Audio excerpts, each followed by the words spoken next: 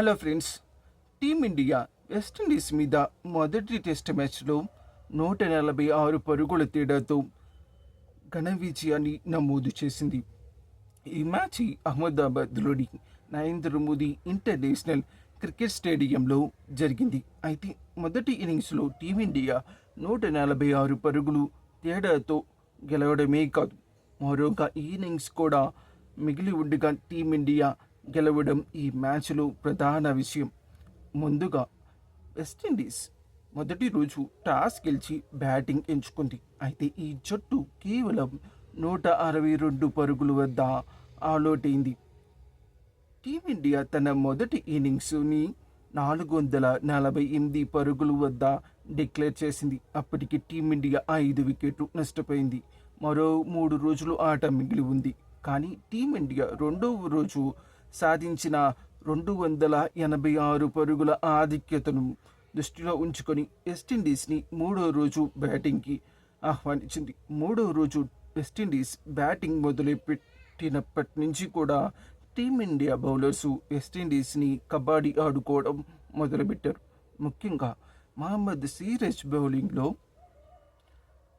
Opener చంద్రబాల్ ఆడిన షాట్ని తెలుగు కుర్రాడు నితీష్ కుమార్ రెడ్డి పట్టిన క్యాచ్ మ్యాచ్కి హైలైట్.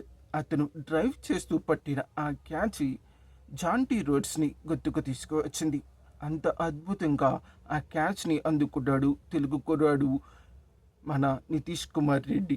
సో ఆ తర్వాత అతను చాలా చక్కటి ఫీల్డింగ్తో జట్టుని ఇన్స్పిరేషన్గా నిలిచాడు. అలాగే జైస్వాల్ గత వెస్టిండీస్ టూర్లో 6 క్యాచ్లు వదిలేశాడు ఒకే మ్యాచ్లో.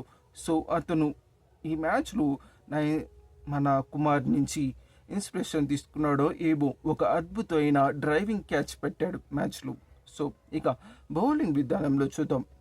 ముఖ్యంగా ఈ బౌలింగ్ విధాన్ని మహమ్మద్ సిరాజ్ ఫస్ట్ ఇన్నింగ్స్ లాగాని ముందుండి నడిపించాడు.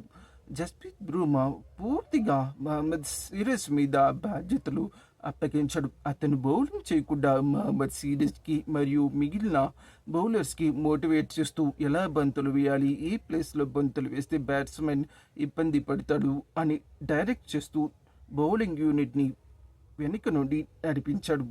సో మొదటి ఇన్నింగ్స్లో ఫస్ట్ స్పెల్లో వెస్టిండీస్ కేవలం 65 పరుగులకి 5 వికెట్లు కోల్పోయింది.